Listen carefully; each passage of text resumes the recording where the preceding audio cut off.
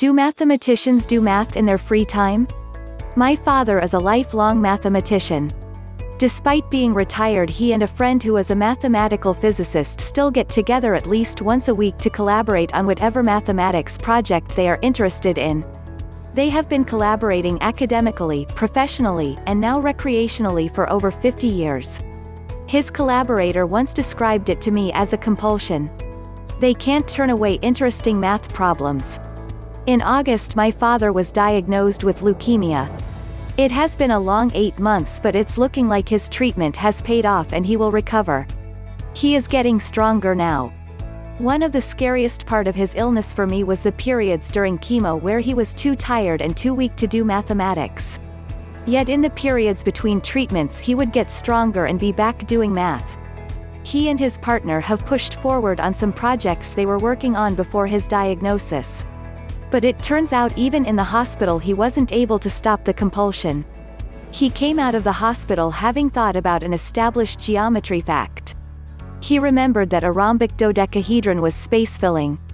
Like cubes, they could be stacked without leaving space in between. He left the hospital the last time with a strong desire to build a few rhombic dodecahedra that he could put together to visualize the stacking. He figured out a compass and straight edge construction that would produce the parallelogram on the side. He designed a template that would fold into half of one of these. Unfortunately, some of the drugs he was taking made his hands shaky. But one visit my girlfriend and I put one together. I think we need 3 more to see the stacking properly.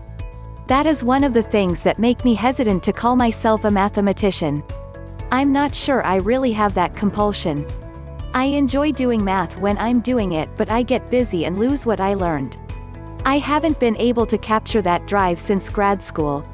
When I was at university, there was a fellow student in my year who rarely attended lectures and yet came top in term exams and, eventually, came top in our year-end finals. He obtained more than twice the number of marks than the person who came second. Incidentally, I came 12th. He was a social acquaintance of mine, a quiet, mild-mannered person who was quite open about his passion, public transport. Apparently, I learned from another, closer, friend who went to school with him, he never worked on mathematics outside of the hours of 9 a.m. to noon. On weekdays. Every other spare hour he traveled, on trains, buses, trams, boats, as long as they were public transport means. He knew about Sunday timetables, rerouting of empty passenger carriages at night, cancelled services on public holidays, vehicle upgrades, crew and passenger capacities, you name it. He loved it, all of it.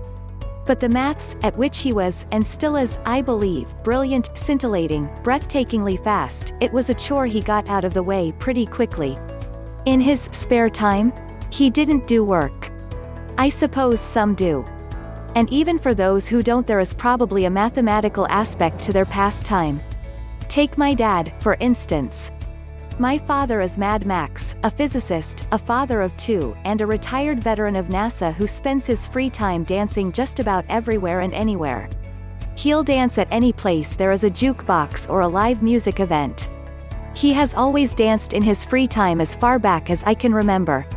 He was a tackle in high school football and his team, the Sealy Tigers, barely lost their state championship game to North Shore, not too shabby in a state, Texas, where even Christianity runs a distant second to high school football in the number of rock-solid adherents.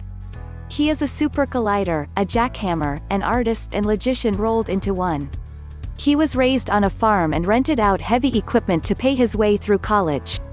He was an avid gardener and used our old monkey gym and trampoline to build a cage to grow strawberries. He made a makeshift drilling rig out of his trailer when our old well's casing collapsed. He never converted a DeLorean into a time machine or used an electric ball to make his hair stand on end, but he did enthrall many an audience with his Greek and Russian dance moves. And, according to my mom, he has invented his own, illegal, set of moves and dances better now than ever. He frequently worked with Pasty Swayze and his dance inspired her son Patrick, who many do not know was the principal ballet dancer at the Houston Ballet Company before launching an acting career in Hollywood. In his old age, he frequently finds himself getting in one trouble or another, mostly on account of his restless legs which he knows he must keep moving if he wants to keep all those good memories alive. I am a mathematician, too, like my dad, only I can't dance to save my life.